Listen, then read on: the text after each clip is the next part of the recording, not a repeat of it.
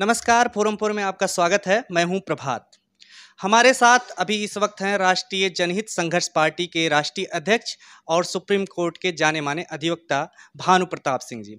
Sir, इस वक्त जिस तरीके से चल रहा है, एक घमासान चल रहा है ईडी और उसके बाद अब सेना की भर्ती को लेकर के अग्निवीर का मामला, लेकिन सेना के बाद शिवसेना ने अब इसमें माहौल जमा दिया है। क्या कहेंगे कि शिवसेना का जो ये माहौल टीवी या हर जगह सुनने में आ रहा है, ये किस लिए लाया गया है, या फिर ये शिवसेना में दरअसल जो हो रहा है, या इसके बारे में क्या कुछ कहेंगे? ये तो आप भी जानते हैं कि ये सारा माहौल जो क्रिएट किया गया है इस अग्निपथ योजना के विरोध में, जिस तरह से पूरा देश का नौजवान खड़ा हो गया है, और उससे पहले जो नुपुर शर्मा मामले में पूरे देश में जो है ये बीजेपी सरकार बुरी तरह से घिरी हुई थी। स्वाभाविक है कि इन मसलों को पूरे तरह से दबाने के लिए ये मामला उछाला गया है, और अब गोदी मीडिया लगातार इसी को बस प्रचार कर रहा है। इसका 24 घंटे इसी का प्रचार प्रसार है। मतलब डायरेक्ट वो सारी चीजें लगा रखी हैं वहां पे, बस यही दिखा रहे हैं कि जैसे यही सब कुछ बहुत इंपॉर्टेंट है। सरकार गिरेगी, जाएगी, क्या होगा क्या नहीं होगा, बचेगी, ये ठीक है, अपना चलता रहता है, लेकिन इसका मतलब ये नहीं है कि आप 24 घंटे उस पर लगा दें। पर इसको इसीलिए लगाया गया है ताकि जो ये मसला पूरे देश में भाजपा सरकार और विशेषकर मोदी के खिलाफ जिस तरह से माहौल खड़ा हुआ, जो वो अंधभक्त थे लोग, अब वही इस सारी चीज को लेकर, अग्निपथ योजना को लेकर सरकार के खिलाफ खड़े हो गए, तो वो मसला दब जाए, इसलिए सारी चीजें की गई हैं। ऑपरेशन लोटस क्या कामयाब हो रहा है बीजेपी का हर जगह, जिस तरीके से मध्य प्रदेश और तमाम जगहों पर अपनाया गया? मैं पीछे तो कामयाबी हो गया, अब यहाँ का देखा जाए क्या होगा क्या नहीं होगा, क्या कहानी है, कह नहीं सकते, आने वाला समय बताएगा। लेकिन जिस तरीके से ऊहापोह की स्थिति है, कभी मीटिंग बुलाई जा रही कांग्रेस की तरफ से, एनसीपी की तरफ से, और फिर शिवसेना की तरफ से अर्जेंट मीटिंग बुलाई जा रही है, और उधर बागी नेता बनकर के एक टीम गई है शिंदे के समर्थन में। क्या कुछ इसको किस रूप में आप देखते हैं? नहीं, इसको सिर्फ इसलिए देखता हूं कि आपने भाजपा सरकार का जो सत्ता की हवस उनको है, उसके लिए जो राजनीति का घिनौना काम वो करते हैं, विधायकों को तोड़ने का, इनकम टैक्स के माध्यम से, सीबीआई के माध्यम से, ईडी के माध्यम से उनको डराने का, धमकाने का, वो सारा सिलसिला सब कुछ चल रहा है। ईडी का खेल किस तरह से इसमें चल रहा है आपको सब समझ में आ रहा होगा। तो ये सब वही है और कुछ नहीं है। बाकी जो सारी चीजें आने वाला भविष्य बताएगा क्या होगा। 42 विधायकों का समर्थन प्राप्त है जिस तरीके से बताया जा रहा है, क्या लगता है क्या होने वाला है? इस संदर्भ में आप क्या कहना चाहेंगे? नहीं, जो 42 की बात की जा रही है, मैं जिस तरह से न्यूज को देख रहा हूं, मुझे जो समझ में आ रहा है कि जैसे कल उनसे पूछा गया या कल या परसों कि भाई कितने विधायक आपके साथ में हैं, तो इशारा करके बताया गया, बोल के बताया गया एकनाथ शिंदे की तरफ से कि 45 विधायक हैं। लेकिन अब आप इसको देखिए, एक तरफ 45 विधायक बताए गए हैं, पर जो गवर्नर को चिट्ठी दी गई है, उस चिट्ठी में 34 विधायकों के साइन हैं, 34 विधायकों के नाम हैं। तो कहां 45 और कहां 34? और उन 34 में भी जो नाम है 4, वो 4 हैं इंडिपेंडेंट विधायकों के, तो फिर वो 30 ही रह गए।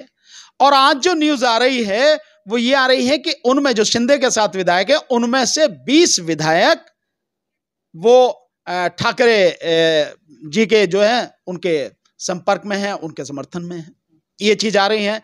तो सारी चीजें कितनी सही हैं कितनी गलत हैं, इसका अभी आप कुछ कह नहीं सकते।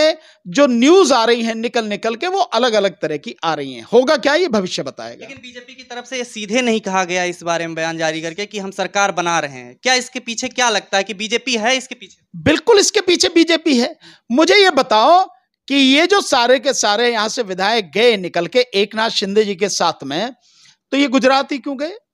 और गुजरात गए तो गुजरात में उनको होटल में जिस तरह की सुविधाएं मुहैया कराई गई, जिस तरह से उस होटल को छावनी में तब्दील कर दिया गया, इतनी सुरक्षा दी गई, और उसके बाद सुरक्षा के ही तहत उन्हें ले जाके वहां गुवाहाटी ले जाया गया। और वहां गुवाहाटी जिस होटल में वो ठहरे हैं, रेडिसन होटल में, उसका जिस समय वो पहुंचे विधायक, उससे 2 घंटे पहले वहां के मुख्यमंत्री आके और फिर वो सारी चीजें देख के ठीक करके वहां से निकलते हैं, और उसके 1 घंटे बाद ही सारे विधायक वहां पहुंचते हैं और उसको छावनी में तब्दील कर दिया गया। तो ये सब क्या है? ये सारी चीजें क्या है, सब समझ में आ रही हैं। साथ में जो बीजेपी के मिनिस्टर हैं, बीजेपी के सांसद हैं, एमएलए हैं, वो उनके साथ में लगातार बात कर रहे हैं, संपर्क में हैं, होटल में उनके साथ में। इसका क्या मतलब है, क्या समझा जाए?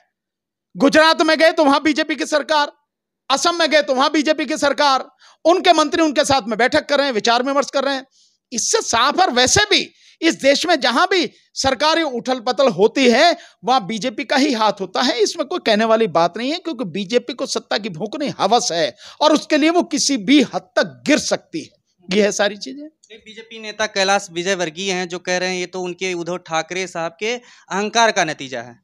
नहीं, वो तो कुछ भी कह दो, वो तो ये भी कह रहे थे कि जो अग्निपथ योजना है, उस अग्निपथ योजना में जो सैनिक वहां से आएंगे 4 साल बाद, उन्हें अगर बीजेपी में यूं कि मुझे जरूरत पड़ेगी सिक्योरिटी गार्ड की, तो पहले उनको प्राथमिकता देंगे। तो वो तो चौकीदार बना रहे हैं सैनिकों को, जो अग्निवीर है उनको चौकीदार बना रहे हैं। और उनके तो एक मंत्री, उनको जो सैनिक हैं, उन सैनिकों को नाई बना रहे हैं, धोबी बना रहे हैं, उनसे कपड़े धुलवाएंगे, प्रेस करवाएंगे, और उनसे इलेक्ट्रीशियन का काम करवाने की बात कर रहे हैं।